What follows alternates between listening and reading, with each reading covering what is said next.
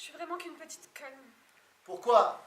Elle aurait voulu être une grande conne. Mais vous allez me foutre la paix, oui? Je vous parle pas à vous. Vous m'avez demandé de me taire, je me tais. Ah non, vous ne me parlez pas, vous parlez à qui alors? À moi. Nous sommes fâchés à ce qu'il paraît. Moi et moi, on s'entend bien. Écoutez-moi bien, je vais vous dire une bonne chose. Mais fous-moi la paix, David!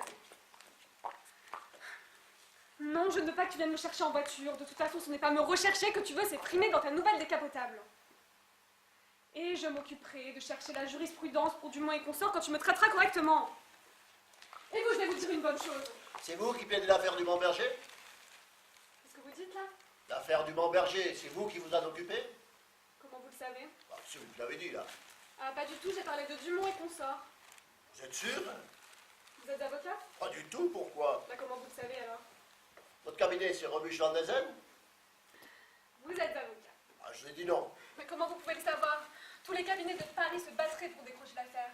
Ils viennent juste de se décider pour nous. Et on confie ça à une femme. Eh, dites donc.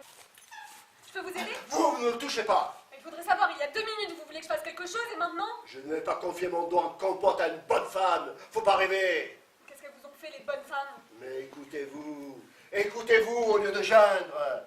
Je vous entends parler de votre ami là, c'est lamentable, lamentable, et qui vous engueule, et qui veut frimer dans sa décapotable, vous débarquez ici, je ne vous connais même pas, et vous me déblatérez ce pauvre type. Tout ça pour un moment d'humeur. C'est affligeant. Ah, c'est bien les bonnes femmes. Je ne vous parlais pas, je parlais avec lui dans mon téléphone. Vous connaissez la définition du venin? C'est la salive de la femme. Mais vous m'emmerdez à la fin. Les femmes ceci, les femmes cela. Peut-être que de votre temps elles avaient des chaînes, mais maintenant elles circulent librement ces petites bestioles. Et puis je vais vous dire une bonne chose. Il y a d'autres bons à Paris. Rien ne vous empêche d'aller vous asseoir ailleurs, ou même de rester chez vous. Il ne faut pas sortir si vous avez peur de vous faire mordre. De me quoi? Abruti, pauvre type. C'est ça. Courez dans votre cabinet, vous réconciliez dans un placard. Madame! Je vais montrer que je ne suis pas aussi désagréable que vous le croyez. Comment? Vous allez mourir sur place? 2 Bézieux. Affaire 2 Bézieux au barreau de Lille. Printemps 98. Là, vous trouverez la jurisprudence que vous voudrez. Qu'est-ce que vous faites là? Je ne sais pas. On ne s'est pas dit adieu la fois dernière? Vous m'intriguez, je sais pas moi. 40 fois ce matin, j'ai voulu venir m'assurer que vous étiez bien toujours là, assis sur ce banc, à la même place.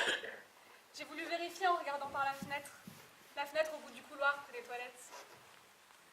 David s'est demandé pourquoi je quittais mon siège si souvent. J'ai fini par lui raconter que j'avais une cystite. Ça fait des années que je n'ai plus fait aucun effet à une femme, et le jour où ça revient, il faut que ce soit pour lui flanquer une cystite. C'est gratifiant de vous rencontrer. Hein. On s'habille court dans les cabinets d'avocats de nos jours. Quoi? Ah non, ça c'est parce que on a une petite fête tout à l'heure. Enfin, c'est l'anniversaire de David, alors avec des amis, mais comme c'est tout de suite après le boulot, alors je me suis déjà habillée pour... L'anniversaire de David? Oui. Et vous croyez qu'il sera content quand il verra que son cadeau est déjà aux 3/4 déballé?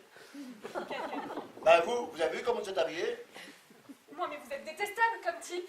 Vous n'avez pas fini de traiter les femmes, pardon, les bonnes femmes, comme des objets ou des moins que rien? Mais c'est de votre faute aussi. Vous débarquez ici déguisé en journée du patrimoine. Entrez, c'est ouvert. Entrez, c'est... Mais vous êtes infâme!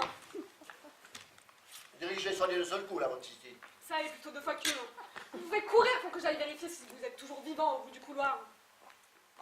Et vous aussi, vous devriez vous dépêcher de rentrer. Et où? Chez vous, au cimetière.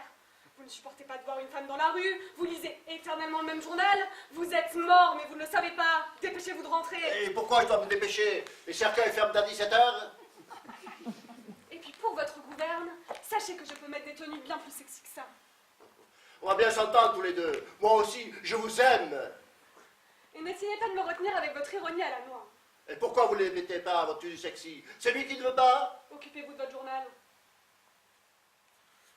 Moi, si je devais vous mettre une note artistique, je vous mettrais 5,9.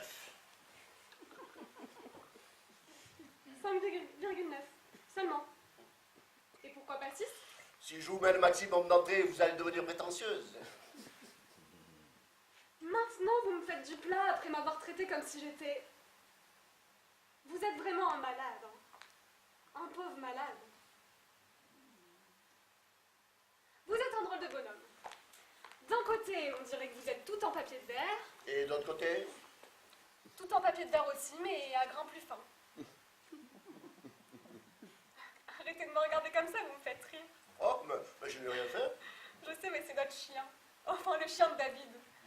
Quand on le gronde ou qu'on lui prend ses jouets, il fait exactement la même tête que vous en ce moment. La cystite, la tête du chien, j'ai bien fait de venir, moi. Hein. Excusez-moi. Vous détestez les enfants? C'est quoi cette question? Bien sûr que non, je ne déteste pas les enfants. Pourquoi voulez-vous que je déteste les enfants? Et les bonnes femmes? Ça, c'est autre chose. Mais pourquoi?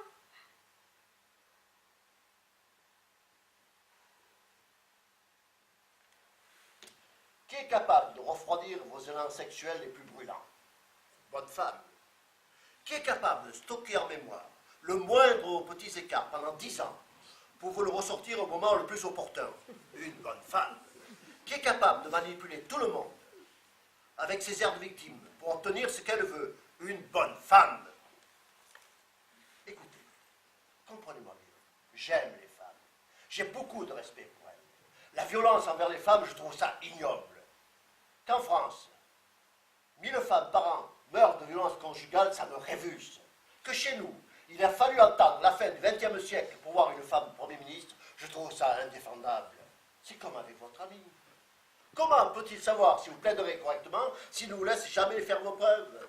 Mais c'est à vous, c'est à elle, à se battre pour conquérir la place qui leur revient. Toutes ces histoires de quotas de femmes sur les listes électorales, je trouve ça grotesque.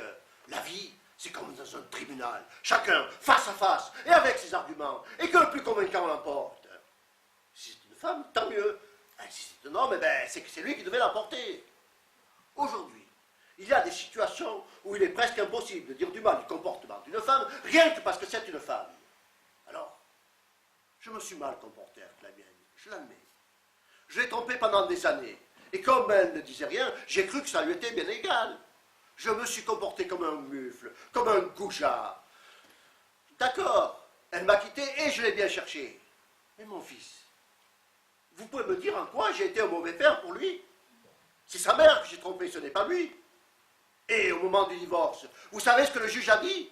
La garde de mon fils sera confiée à sa mère, automatiquement, sans discussion, sans débat possible. Vous trouvez ça normal, vous?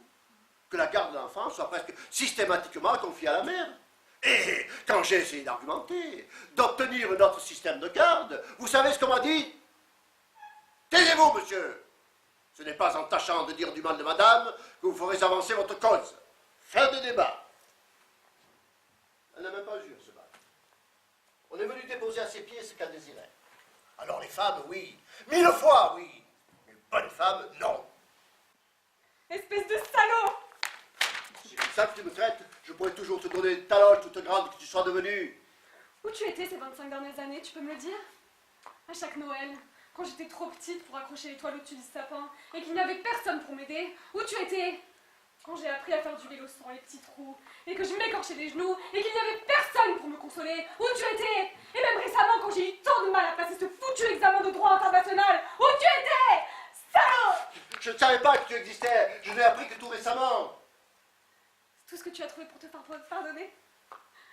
Excuse-moi, mais pour un auteur qui écrit des pièces de théâtre, tu te donnes pas beaucoup de mal pour trouver une fin originale. Tout ça est tristement banal, c'est vrai, mais tout ce que je t'ai dit est vrai. J'ai trompé ta mère, elle m'a quitté, la garde de Gaëtan lui a été confiée, et comme elle lui avait raconté que je l'avais battu, il n'a plus voulu me voir pendant des années.